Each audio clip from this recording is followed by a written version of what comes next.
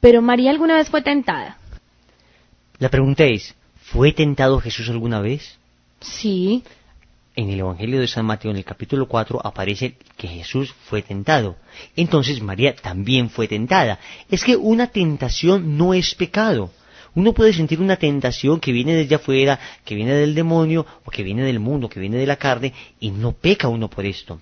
Obviamente la Virgen María ni Jesús pudieron sentir tentaciones de carne, porque ellos no tenían la triple inclinación que nosotros tenemos, la inclinación al poder, al placer y al tener desordenado. No, ellos no tenían esa inclinación como nosotros, Sí. porque ellos fueron, Jesús como Dios no la podía tener, y María como Inmaculada tampoco. Ella, al estar exenta del pecado original, al ser salvada antes del pecado original, de eso vamos a hablar más adelante, vamos a darnos cuenta que María sí fue redimida, pero a través de una redención llamada preventiva. Sí. O sea, la Virgen María fue prevenida de caer en el pecado, de esa manera fue salvada, y nosotros somos liberados del pecado en el que ya caímos.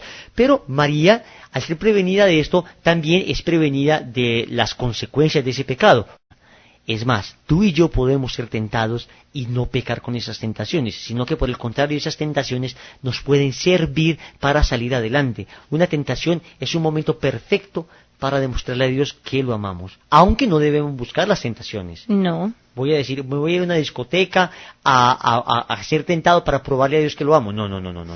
Eso sería brutalidad. No podemos hacer eso. Si la tentación llega, como en efecto llegará, usted debe luchar contra ella y sacarla fuera, porque no es pecado. Algún santo decía, sentir no es consentir, pensar mal no es querer, consentimiento ha de haber junto con el advertir.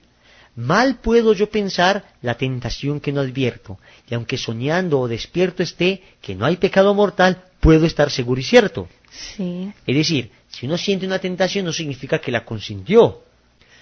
Hemos visto pues el primer texto mariano en el Antiguo Testamento y miren todo el jugo que le sacamos. Lean y vean sobre todo la fidelidad de María con Dios. Ella no duda un instante en decirle al Señor sí. Ella se entrega totalmente a su Señor, a su voluntad, y su entrega total nos va a traer la redención. La Virgen María sabía lo que se arriesgaba, y sabía que la gente no le iba a creer que ella había sido embarazada por obra y gracia del Espíritu Santo, pero ella no le importó eso. Ella sabía, confiaba en Dios, Dios no le iba a abandonar, el Señor le prometía algo y no le iba a fallar, y la Virgen María se lanzó sin ningún temor a la voluntad de Dios. El texto que vamos a ver ahora es un poco más adelante en el Evangelio de San Lucas, en el capítulo 1, versículo 39, del 39 al 49.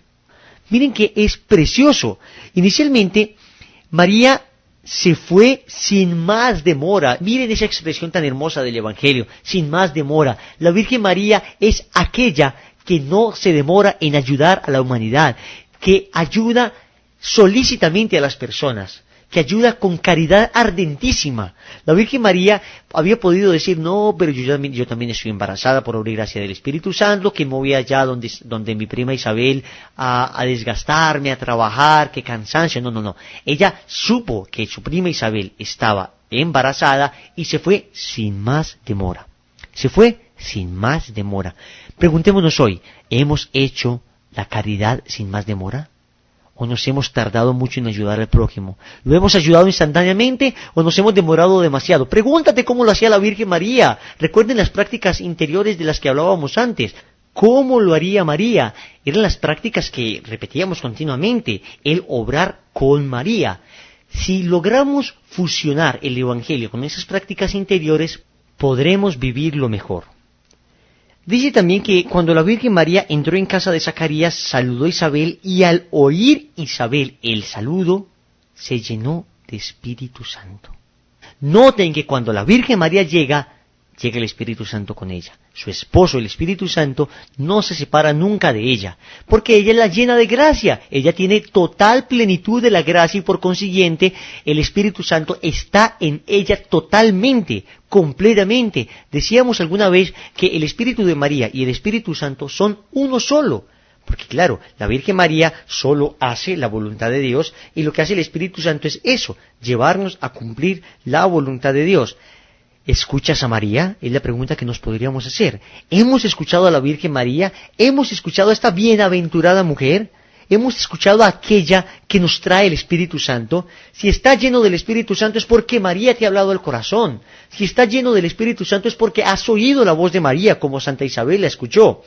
Y noten lo precioso que viene a continuación. Miren esta pregunta tan hermosa, tan humilde, tan sublime que le hace Santa Isabel a la Virgen María. ¿Cómo he merecido yo que venga a mí la Madre de mi Señor? ¿Quiénes somos tú y yo para que nos visite la Madre de nuestro Señor? Ese mi Señor es un Señor con S mayúscula, es decir, es Dios.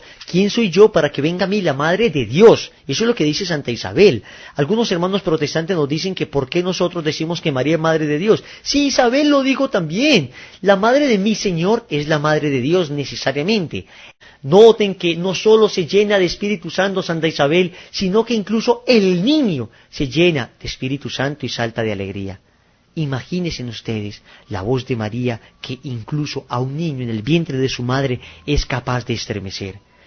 Esa voz que tú y yo debemos escuchar, esa voz que lo único que va a hacer es llevarnos a Jesús, esa voz que fue la primera evangelizadora, antes que Pablo, antes que Pedro, antes que los apóstoles, antes que los evangelistas, la Virgen María ya estaba evangelizando. La Virgen María fue la primera evangelizadora, y todo apóstol, todo evangelizador, todo sacerdote, todo maestro o director de comunidad debe tener como modelo de evangelización a la Virgen María.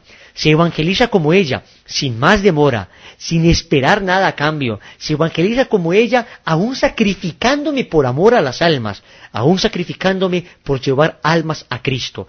Esto es lo que nos enseñó la Virgen María, a dar sin esperar nada a cambio, a llevar a Jesús sin esperar nada a cambio. Cuando tú comulgas, te vuelves como María, que tiene a Jesús en el vientre.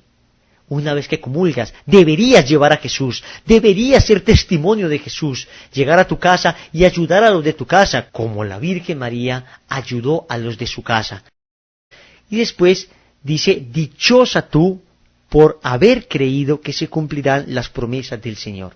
Por eso más adelante en un texto le dicen a Jesús, bienaventurados los pechos que te amamantaron, y Jesús dice, más bien digamos bienaventurados los que cumplen la palabra de Dios, los que la escuchan y cumplen la palabra de Dios. Esto es lo que hizo la Virgen María, cumplir la palabra de Dios, y por eso decía Jesús, más bienaventurada es mi madre, por cumplir la palabra de Dios, que por el hecho mismo de ser mi madre. Termina el Magnificat, y en el versículo 56, dice el texto, María se quedó unos 3 meses con Isabel, y después vino a su casa. Noten que la Virgen María hace el trabajo completo. La Virgen María no es como nosotros que empezamos algo y lo dejamos sin terminar. No. Hizo el trabajo de evangelización completo. ¿Y en qué le ayudó? En las labores más humildes. Quizá arreglando las cosas de la casa, haciendo los quehaceres diarios, le batía el chocolatico a Santa Isabel, le ayudaba a sacudir, arreglaba las cositas, recogía el reblujito. La Virgen María, siendo Madre de Dios, hacía los oficios más humildes. Preguntémonos en este momento, imaginémonos que llega la madre del presidente de Estados Unidos, llega Barbara Bush, la madre del presidente George Bush, y llega a su casa y comienza a servirle tintos, y comienza a trapear, y comienza a barrer la casa y comienza a sacudirla. ¿Te sorprendería eso? Pregúntate, ¿te sorprendería eso? Pues señores, quien hizo eso con su prima no fue la madre del presidente, sino la Madre de Dios.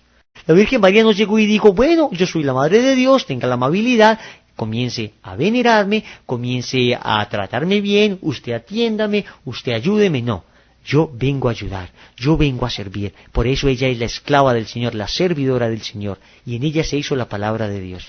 Bueno, y entonces, ¿quiénes somos nosotros para merecer esta ayuda de la Virgen? No somos nadie para merecer esta ayuda de la Virgen, como Santa Isabel no era nadie para merecer que la Madre de Dios la visitara, y sin embargo, ella, la preciosa, la bienaventurada Virgen María, pasa por encima de nuestra miseria y nos viene a ayudar. Gloriosa y bendita Virgen María, no te merecemos, pero te necesitamos.